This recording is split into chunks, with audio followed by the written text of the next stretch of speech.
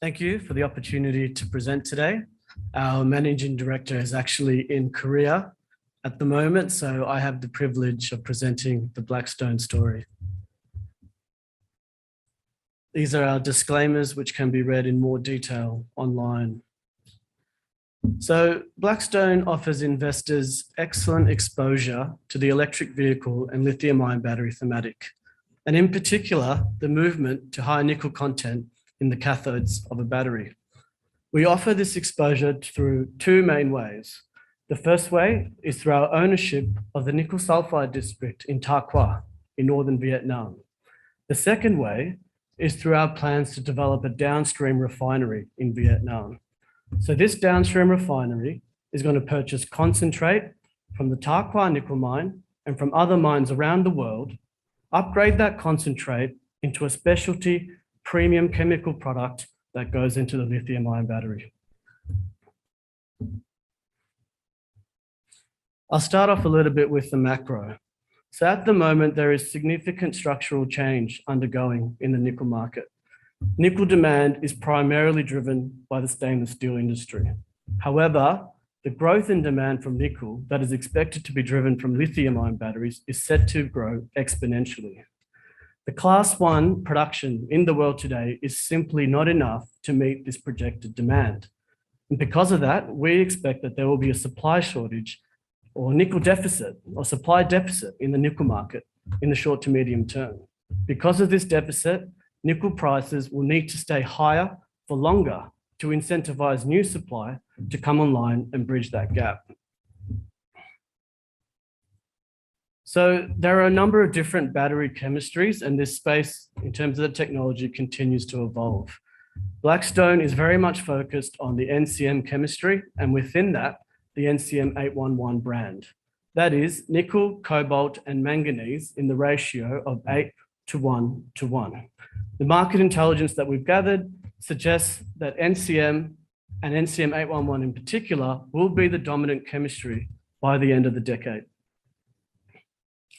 Blackstone's operations are ideally located in Vietnam, in Southeast Asia, in and amongst the largest cathode and battery manufacturers in the world. Blackstone's focused on a partnership model, and we believe that through these partnerships, we will be able to attract significant capital to help develop our project.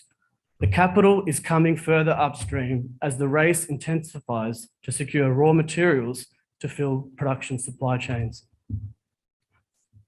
At the heart of our development strategy is sustainability, and we believe that our project has inherent qualities that lends itself to the highest ESG credentials. And we are partnering with leading innovators in the industry, including companies like Circular, to track and prove that we will have the highest ESG credentials and therefore become a preferred supplier of choice to the lithium-ion battery industry.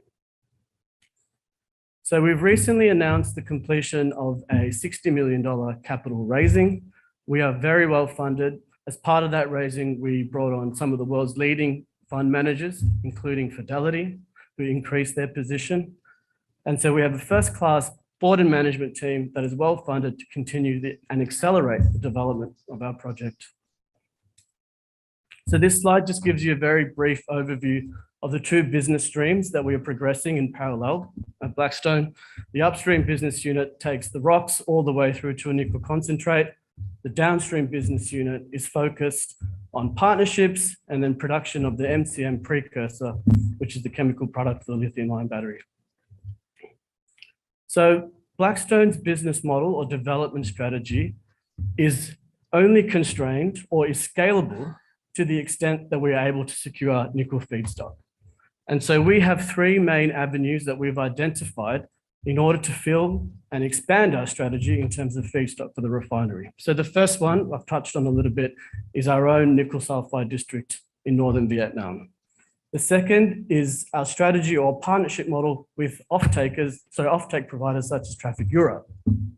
We've been developing that relationship significantly over the last year.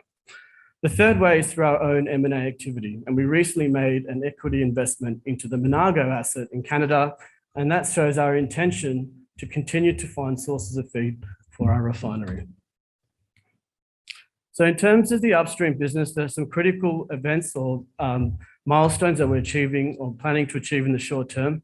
The first one is an updated resource statement, which will be coming out this month, and that will be followed by a pre-feasibility study. The ultimate aim is to achieve commercial production from the mine from around 2024, and that'll be aligned with the commissioning of the downstream refinery as well.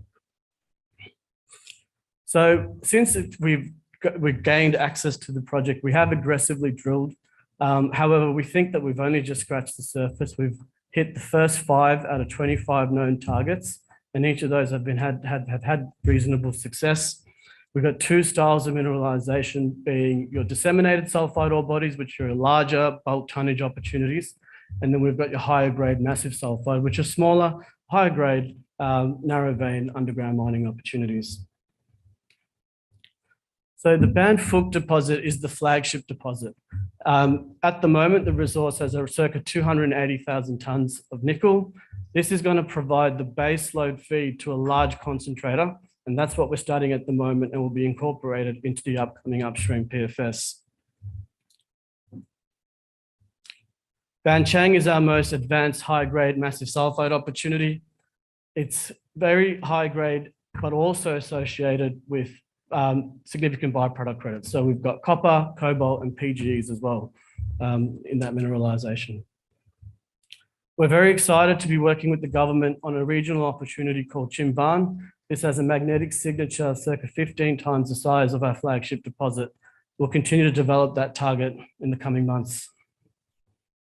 So we released a downstream pre-feasibility study in July this year. It showed very compelling economics for the refinery. So the reason we are able to demonstrate such strong cash flows is linked to the fact that there's such a low capital intensity on this project. So $491 million might look like a big number, but for the nickel output that you are getting for that capital investment, it is very low relative to other projects around the world.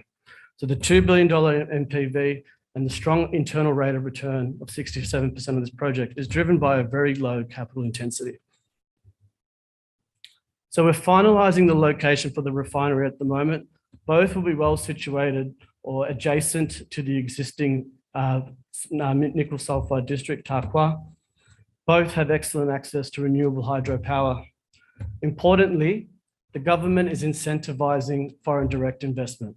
They are very encouraging of our strategy to keep value in country, and that comes with significant tax incentives. So the downstream refinery will not be paying any tax for the first 4 years, and only 5% for the 9 years thereafter. The other key point to make here is that VinFast, a part of a large local conglomerate in Vietnam, has started its ambitions to make electric vehicles as well. So we are focused on creating an aligned strategy whereby we might see our own nickel stay in Vietnam and go into electric vehicles in Vietnam. We are focused on trying to work towards that kind of strategy. So Blackstone has a first mover advantage in a sense. The flow sheet from concentrate to NCM precursor, we will be one of the first to attempt this. The important thing to note, however, is the individual components, the technical components that the team has assembled are reliant on well-established technology. So being POX technology and solvent extraction. We've built our internal capacity, we've attracted significant talent to our business, and we've engaged with leading hydrometallurgists in the industry, including Wood, who will be leading our DFS, and ALS, who will be driving our pilot plant testing. So this slide is effectively the business model for the downstream refinery in one page. So we purchased nickel concentrate at circa 75% of metal spot price, and we upgrade it into a premium chemical product, which typically trades between 20 and 40% premium. So it becomes a margin-based business.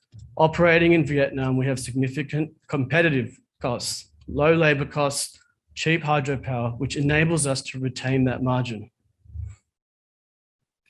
This just shows how the premium for NCM 811 has tracked historically. And as you can see, it typically trades between a 20 and 40% premium. We, in our study, used a premium of 20% at the lower end of that range. If you were to use something closer to 40%, which where it is today, the valuation of US $2 billion would increase to US $3.5 billion. This slide also shows, I guess, the robust nature of the asset. So the two biggest drivers of the valuation are the premium on the NCM, but also the purchase cost of the concentrate. And so what this slide shows that even if we were to pay a significantly higher amount on the concentrate, there is sufficient margin for a robust business case. So for example, if we use the 20% premium in the study, but pay 10% above market rates, you can see for that 10% above market rates for the concentrate, you'll see that the valuation is still around 1.5 billion. So this is demonstrating that because of the competitive environment that we're operating in and our ability to retain that margin, we have significant economics for the project. So with the downstream business, we've recently completed the PFS, which I've just gone through, but the next 12 months is very much focused around technical de-risking. And so we are entering into 2 phases of pilot plant testing. The first phase of pilot plant testing has commenced at ALS in Australia, and the second phase, which will be a much larger pilot plant, will be performed in Vietnam at a scale that is representative of the ultimate refinery that we are going to build.